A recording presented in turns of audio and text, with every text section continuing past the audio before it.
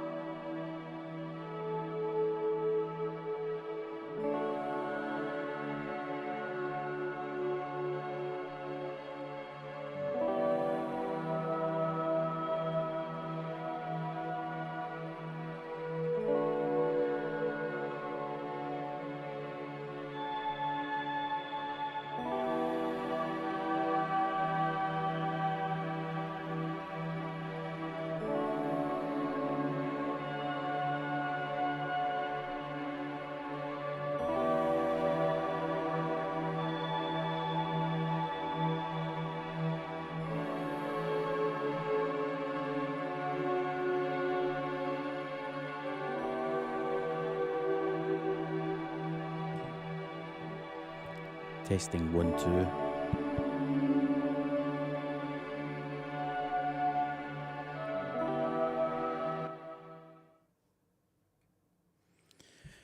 Don't know what I pressed there. Yeah, must have pressed something. Must have pressed something that I shouldn't have pressed. Anyway, it's Friday, the 1st of April, April Fool's Day. Now, this is after 12, so nothing I say on today's live stream can be considered officially to be an April Fool because it is after midday. And that's the rule. It's after midday, it doesn't fucking count. And also, is April Fool's Day still a thing? I don't even know if it's still a thing. Do people bother doing pranks and jokes? I don't know. But it's 12 on the 1st of April 2022. When I finish this, I'm going home for a sleep because I'm pretty fucking tired. And I'll explain why. And you've probably seen on Instagram what happened last night. And I'm sure you want to know more. And it all will be revealed on today's live stream. And I've got from Gordon, who still on YouTube has my fucking face as his avatar. That's fucking disturbing. He's still got it. He's not going to be able to listen to the whole thing, but he did send in something that he wants my opinion on. So I'll get to that, and he can catch up later, video on demand.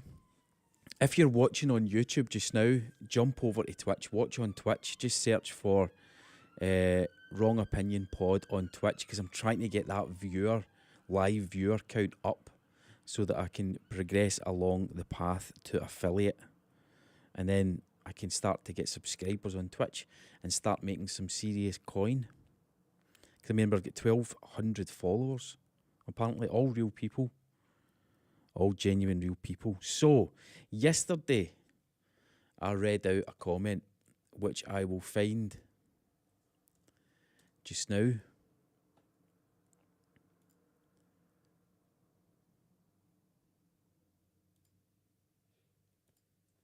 It was on this video where I talked about trying to get a hold of Tim Dillon's representatives in some way, shape or form. I messaged Tim on Instagram. I messaged the producer of his podcast, Ben Avery, on Instagram. I LinkedIn messaged this woman called Nicole on LinkedIn. Never ever heard anything back. And I outlined it in the video that you see on the screen just now. And there was a comment on that video that came up yesterday from Eustace. And let me see if I can make this a bit bigger.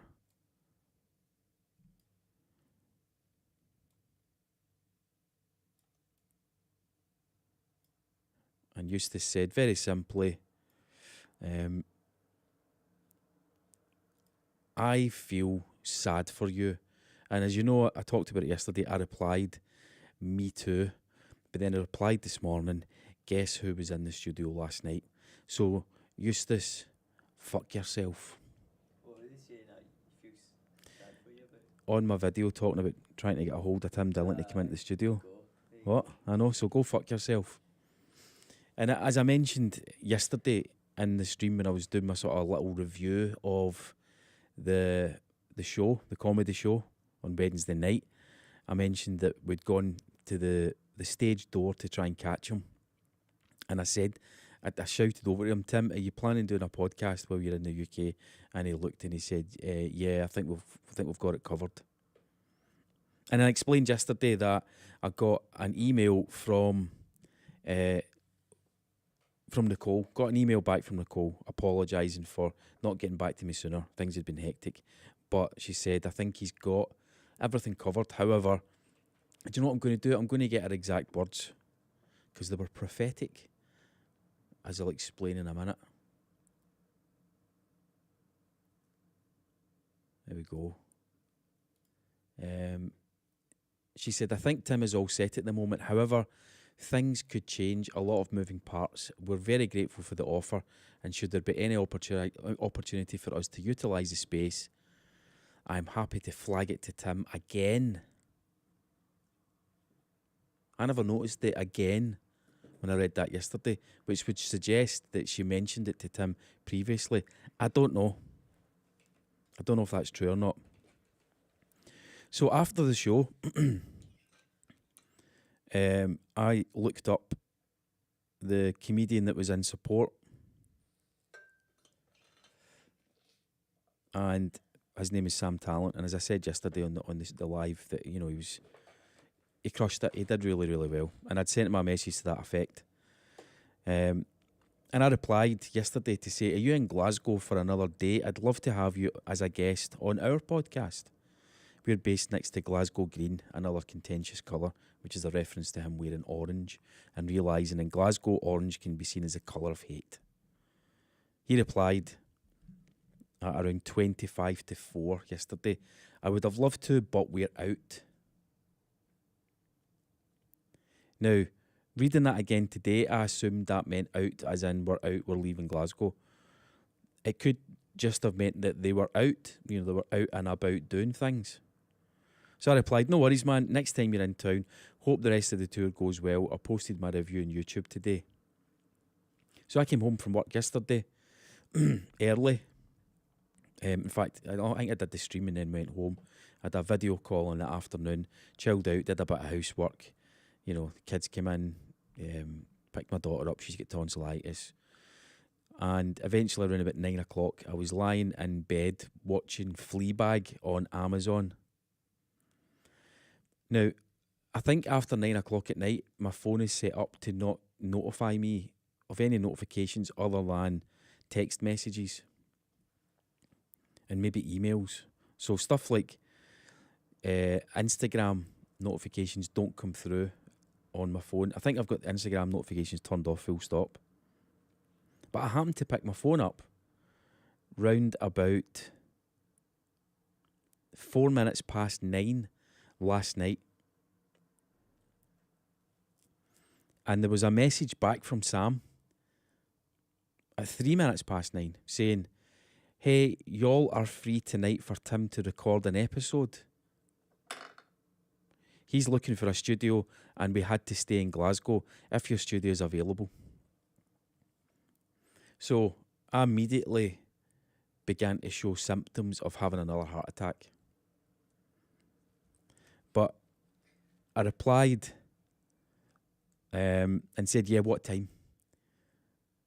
And he replied immediately, a half hour.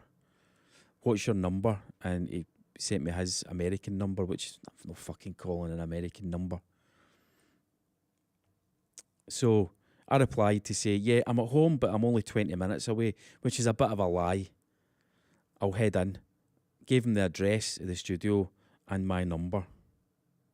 And there was a call on my phone from an American number, and I answered, and a voice said, "Hey man, it's Tim Dillon."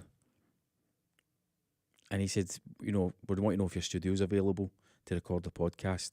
We'll pay whatever it costs, etc." So imagine if I'd been back in my old sleeping pattern where I was asleep for 9 o'clock. I would have got up this morning, woke up about 4:30, 5 o'clock in the morning, and I would have missed that opportunity. That gives me shivers, actually. They're like bad shivers, you know what I mean? Cam says it gives him bad shivers. I don't really know what he means. For your sake, because it would have just been like, oh my fuck. He reckons I would have slung a rope. You'd have had the symptoms of a heart attack, but in the exact opposite way. It'd be Yeah. be like straight up. I would have been. It would have been. It's one of those crossroads moments in life where if I'd been doing my whole going, because I'm sleeping fucking 8-9 hours, sometimes nearly 10 hours a day now, which is great. So I don't need to go to sleep as early at night. But if I'd been in the old sort of depressed mindset, going to bed really early, I would have missed that, and it would have been today would have been a day of being really pissed off at myself, angry at myself, angry at the world, all the rest of it. However, I was still awake, and I happened to check in a timely fashion my phone. Again, I could have left that until 10:30, picked my phone up. So the timing was very, very good. So I had to jump up and get dressed, and I screenshotted the message exchange and messaged it to Cam, and then I think I phoned you, didn't I? I pretty much I got the text, and then I didn't even have a chance to look at the text. You just phoned And I me straight phoned. after it. So I phoned Cam because I thought he needs to be in this. I'm going to need his help in the studio. Plus, he likes Tim Dillon. We'd both been to see him on Wednesday night. So I phoned Cam, and Cam's like, "Oh, I can't. I've got my girlfriend, and we're just started to cook dinner." No, it wasn't like that at all. Stop. I'm on the mic. You're not on a mic. I can see It what I like. wasn't like that. Right to reply in the comments. You can reply in the comments. So he felt a wee bit under pressure. So he didn't come in. And I jumped in the car and broke probably quite a few speed limits to get in here. They actually phoned. In fact, I think I sent a message to say call when you're near, and they phoned while I was still on the motorway. I says, look, I'm only 5 minutes away. That was a lie. It was more than 5 minutes. And then they phoned again as I was driving down London Road, and I answered the phone. I said, look, I'm literally just coming round the corner. And they went, yeah, no problem. We're standing outside, and I spotted them. Actually just out, they were stood down there. So I turned the car around and parked up. And Tim came over and he's like, yeah, man, listen, thanks so much. Shook my hand. Thanks so much for doing this. Really, really appreciate it. Shook Sam's hand, said, listen, man, you were great last night. Did a great job. And we came up through the building, into the lift and up to the studio. And it turned out Tim was on a FaceTime call to Ben Avery, who's his producer. He just said, I'm on a call with my producer. But when we were coming up in the lift. Not 100% sure you're still live, by the way. On what? On everything. On YouTube as well. Just double check. Cam thinks we might not be live at the minute. I'm just going to check. Your channel. Yeah, I'm live. I'm live. It's not working on my. Sorry for derailing that. That's all right. So he was on a FaceTime call to his producer, which is of course Ben Avery. And if you watch his podcast or listen to his podcast, you'll be familiar with Ben, particularly the way he laughs. And he doesn't say much. So he's on a call with Ben Avery, and he turned his phone. He's talking to Ben Avery and saying, yeah, it's this gentleman here, there's this lovely gentleman here that's given us the use of his studio. And sort of turned his phone round to me, and I didn't really know what to say, so I just started to fumble a question about how would you like the audio file sent to you? Should I use Dropbox or WeTransfer? And Ben said, I'm sorry, all I got from you there was Dropbox. He couldn't understand what I was saying. But that was fine. So anyway, we came out onto floor 3 where the studio's based, and both the guys were commenting on the building, and I explained it was built in the 1800s. And it had been used as a carpet factory. Now, I found out today that originally it was built as a power mill, because I saw a plaque on the pavement across the road, believe it or not. and then eventually it was bought by John Templeton, who turned it into a carpet factory. But I was explaining to the guys it had been built in the 1800s, and that the facade of the building had blown off in the wind and had killed 26 women. Now, I remember talking about this on Social Media Ruins Everything during one of our live streams, and I can't remember who it was, but they commented in the chat, could have been worse. Could have been men that were killed. So we're walking along the corridor, and I'm explaining, the building was built in the 1800s, and the facade of the building blew off and killed 26 women, but it could have been worse. It could have been 26 men. And Tim and Sam, they were laughing and going, oh man, that's funny. That's so funny. And Tim's saying to Ben Avery on the FaceTime call, this guy's funny. I apologise to whoever it was that ran that line on the chat. I apologise. I stole your gag, and Tim Dillon thought it was fucking hilarious. So I can't remember who you are, but if you eventually watch this, please accept my apologies. But it's done now. And that resulted in, I believe, him asking me to come on his podcast as a guest. And I was on for about half an hour, because Cam and I listened to it this morning. I think I was on for about half an hour. A little under half of the podcast is him talking to me, believe it or not. And I've got proof, and I'll show you in a minute. So, came up to the studio, unlocked the studio, they came in. Tim immediately just walked straight into the podcast pod. He's still on the FaceTime call to Ben Avery, and I heard them saying, "Oh, this place is fantastic. Oh, this place is good quality, and we don't get to studios as good as this when we're on the road." Well, that was quite nice to hear, if I'm honest. Offered them water, tea, coffee. Sam took an espresso and a water. Tim didn't want anything. He just sat down in the pod, picked up a pair of headphones. He actually sat where I was sitting on Wednesday doing the stream. Put headphones on, and he was absolutely total professional. And Cam made the point this morning that he sort of admitted that his job is being a podcaster. I'm trying to remember how many Patreons I've got. I'm going to look it up.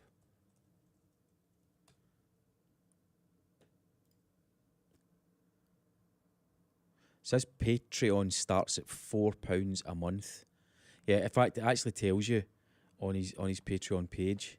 Oh, there we go, wrong one. 200 grand. Yeah, £174,657 per month. That's like what some footballers make. Aye. That's outrageous. So the episode that was recorded last night was being recorded for Patreon. And now I'm going to need to fucking sign up for £5 a month to be able to hear. I mean, I don't need to because I've got the audio file. That's shit, but you kind of would want to listen to it in the feed, wouldn't you? I've got the audio file. We listened to it back this morning. It sounds pretty good. He is extremely loud. He has one of those voices that just project. And, I was doing a lot of fumbling with the mixer to stop the audio cooking. The mixer did well, but there was steam coming out of the back of it, trying to balance his volume versus Sam Tallent's volume. And the Patreon episode has Sam Tallent on for most of it as well, until I took Sam's seat and spoke to Tim. What was interesting, one of the things that was interesting when he was chatting to me was he asked me a question, and we timed this morning how long the question took, and it was 3.5 minutes. It was a 3.5 minute question he asked me. And I think my answer was one word: populism.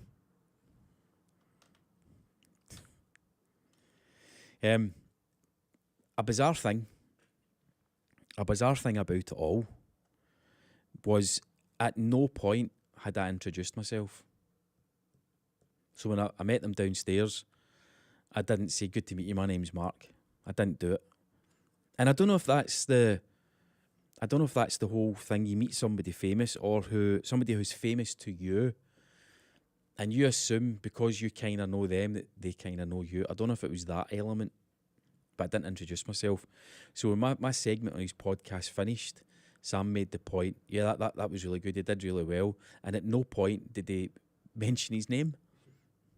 So that was quite funny, and they made a thing about that. And they also said that I look like Buck Angel. I'd never heard of Buck Angel, so of course I'm sat back at that little production area, and I had to get my phone out and do a Google search for Buck Angel, and it turns out, that Buck Angel is an American pornographic film actor, producer, and sex educator. And here's a photo of Buck Angel.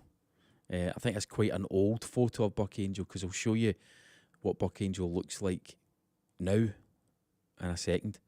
Of course, it turns out that Buck Angel is a transgender man. Angel was born in the San Fernando Valley of Los Angeles on June 5th, 1962. He was born female and given a feminine name. Grew up as a tomboy, gender atypical behaviour, went to therapy and began sexual gender transition. But he has maintained the female genitalia he was born with. So while the guys are still recording their podcast, my brain's fucking fried. Going, what? What? That beard? That fucking... What? Look at the beard. That's a beard any dude who wants to grow a beard would be proud of. Look at the fucking physique. Look at the build on him. And male pattern baldness, which just shows you what testosterone does. Testosterone will make you bald. So, proof is in the pudding. This is what Buck Angel looks like recently. So he's 59. He's looking a bit rough. However, and I don't want to jump too much into his channel because it's not really my fucking thing. And now YouTube's going to be recommending me Buck Angel or similar videos.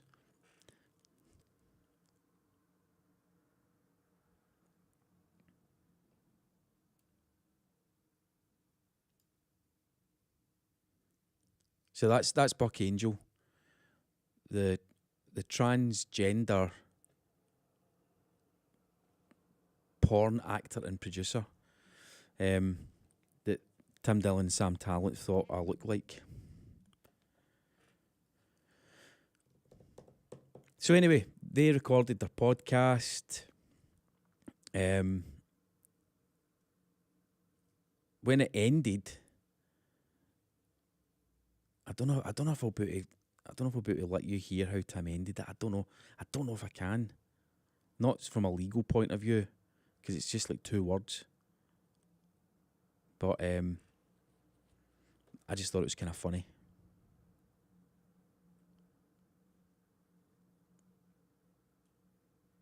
This file doesn't know what to load into iTunes or Apple Music, whatever it's called. It's a massive file. Yeah. So they recorded the podcast. He got up and went to the toilet, came back in and just walked right through it and sat on the armchair behind me, and I had a wander round and was standing chatting to him, and he was absolutely brand new, totally normal, asking me, he said, so, where is Fife? He wanted to know where Fife was because he knows somebody that sells property and they're selling a castle in Fife for $15 million. What else did he want to know? He wanted to know if Loch Ness was any good or whether it was just a nice lake. Can't remember. He'd loads of questions. He was saying he's going on the True Geordie podcast when he's down in London. And he was just asking me, is there, who are the big Scottish comedians? And I just sort of mentioned Frankie Boyle, who he'd heard of, but Sam hadn't. But I probably can show you a little clip. That it's the last 5 minutes of his podcast. Was him trying to rustle up sales of tickets for his show in New Orleans. and he went into a 5-minute story monologue, which I think is his best comedy when he does stuff like that. That's what I love about his podcast. Trying to get people to buy tickets for this show. You meet, you greet, you take a photo with me. My boyfriend used to be a big fan. I go, where is he? I don't know, he's in jail or something. And you're with this new guy, and you go, this is going to be great. And afterwards, you walk out of the theater, and you have a new life. You have an absolutely new life. You hit it off with the guy. He goes, do you think you could ever move here? Do you think you could ever move here? And you know what you do? You do move there. Cut off that ankle bracelet. You cut it off, and you leave. And now you're with this new guy in New Orleans, and things are great. And then your boyfriend just got out of jail, and that's odd, but it's okay. He sent a few messages that are weird, but none of them would be considered direct threats. Yeah. And you know, you're like, oh my God, I have a new life right now because I bought tickets to the Tim Dillon show. And then one day, you're on Bourbon Street, and you get a sick feeling in the pit of your stomach, like someone's watching you, and you don't know who. And you've convinced yourself you've watched too many fucking things on TV, the first 48, or you listen too much of My Favorite Murder. Yeah, you are a woman. Right. Mm-hmm. But you feel like somebody's watching you. You turn around and then you see him. And it's the first time you've seen him for 4 months. He's got a face tattoo. And he's fucked up and he's drunk. Mm-hmm. And he goes, how have you been? And you remember that day, how pathetic. This story just grows and grows and grows. It gets arms and legs. It's absolutely fucking brilliant. Genuinely hilarious. Ray says, you've hit the big time now, man. Don't forget us plebs when you're a podcasting behemoth. Listen, at the end of the day, all that happened was the guy just came in and used the studio. I mean, I've got to keep it in perspective. But it was a nice kind of vote of confidence again that somebody's come in and wanted to use the studio. So I don't know what traction the studio can get out of that in terms of bringing new clients in. We'll see. So that was the story of last night. Tim asked if there was somewhere nearby he could buy razors, and I said, yeah, I'll drive you guys back to your hotel and we'll stop off somewhere. So we stopped off at a little corner shop. The two of them ran in, got what they needed, dropped them off at the hotel. Tim thanked me again, Sam thanked me again, and off they went to their hotel. And apparently they are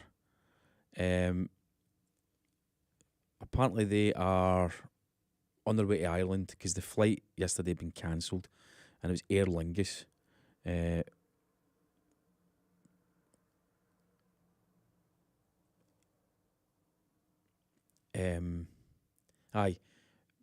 Sorry, I'm distracted by a comment that's just come through on yesterday's YouTube video. So Aer Lingus I was supposed to be flying with yesterday. That was cancelled, so hence they came back to Glasgow, and they have flown out today on Ryanair. So well done and good luck for the rest of the tour. Gaz Mick says he was at the show the other night. First act was brilliant, really funny. We would agree, totally agree. Tim was good as well, but I agree. Wish he just talked more rather than having a set planned out. Like I like an old fashioned myself. We'll definitely not buy one at the Crown Plaza. I think that was the thing. It was listening to Tim's podcast yesterday and the off the cuff, unplanned, and I'm sure they had ideas they wanted to talk about in the podcast, but it's not rehearsed. I don't want to do the guy a disservice or a disrespect, but in my opinion, it's funnier. He's off the cuff stuff. He's impromptu, improvised rants, stories are really, really funny, in my opinion. And that's not to say that his stand-up comedy wasn't funny, but I think what makes him the insightful, funny, smart guy that he is just his off-the-cuff stuff. I mean, his most recent podcast where he's talking about what's happening in Russia, happening with Russia and the Ukraine and the Ukrainian president and all that is fucking brilliant. And it's to the point and it's got a message, but it's really, really funny. So that was the adventures of having Tim Dillon in the studio, and it kind of it's just an interesting one. There's lessons to be learned, I suppose, from it. Good lessons to be learned. That whole outcome independence. You know, I wasn't hung up on getting him into the studio. I tried my best in real time to make it happen, and it didn't, as far as I knew. And I let it go, and then it actually became a reality. He did say that he wished he'd seen my messages because he would have invited us backstage, I think, because he says that he likes to meet up with local podcasters. But he did say he was glad that he was able to get a hold of us and get a hold of me and get in here. So yeah, that's the adventures of having famous American comedians into your podcast studio. Don't know what else to say.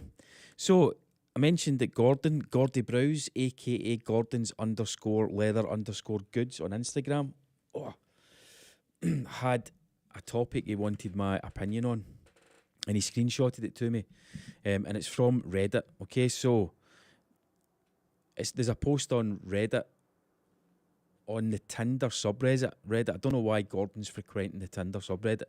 Listen, it's his fucking business. And the post is casual transphobia, and it's a screenshot from a Tinder profile where it says, looking for guys, all capital letters.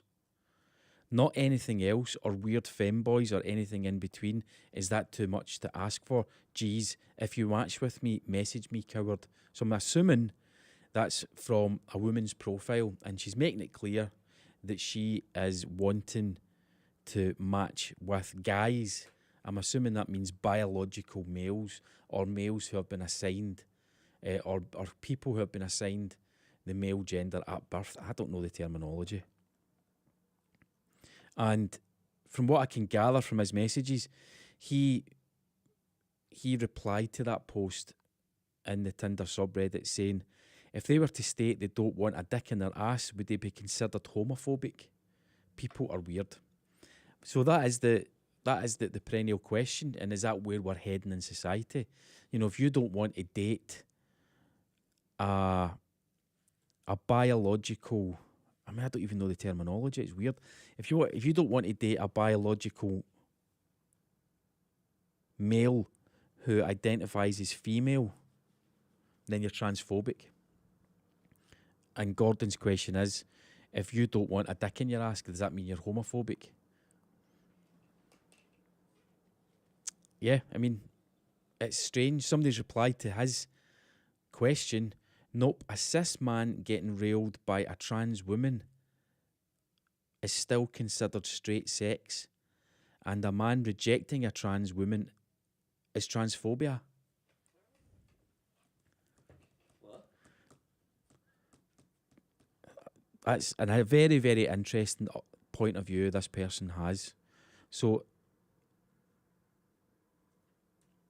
if you are a cis man, and I don't understand the cis thing, but I assume that means you're just a man with a cock and a balls, and you say you're a man. Man's a man. Your dominant hormone is testosterone. Your chromosomes are, XY or whatever. Getting railed by a trans woman. So a trans woman, like, for example, I don't know, you need to be so careful what you say, but a trans woman who still has male genitalia, that's considered straight sex. And if you don't want to have sex like that, as in a trans woman shoving her cock up your arse, you're transphobic. And Gordon replied to that, what a time to be alive. Can't even have an idea about who you're attracted to without being called a racist, a phobic, a bigot. Good luck actually making it through this world unscathed. Very true. So my opinion on that is,